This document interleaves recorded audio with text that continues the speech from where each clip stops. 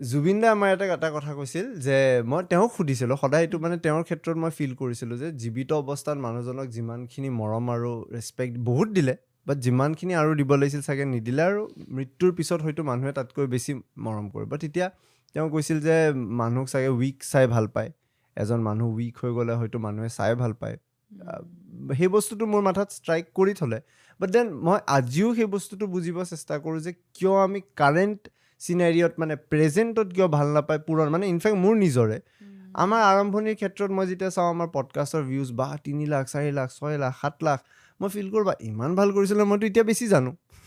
মোৰ ফিল হয় কেতিয়াবা বাট দেন সেই আমি ইমান পাষ্টক গ্ল'ৰিফাই কৰি ভাল পাওঁ এই তেতিয়া যে অমুক কৰিছিলোঁ নষ্টেলজিক হৈ ভাল পাওঁ বাট প্ৰেজেণ্টটোক সদায় ইমান আণ্ডাৰৰেটেড কৰি থাকোঁ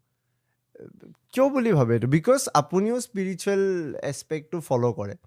স্পিৰিচুৱেলিজিমততো প্ৰেজেণ্টত থকাটোকে মানে তেওঁলোকে গুৰুত্ব দিবলৈ কয় ডেফিনেটলি কিয় আমি প্ৰেজেণ্টটোত ইমান থাকিব নোৱাৰোঁ ইমান যে গভীৰ কথা এটা সুধিছা ময়ো নাজানো কেনেকৈ ওলাই গ'ল এইটো কিন্তু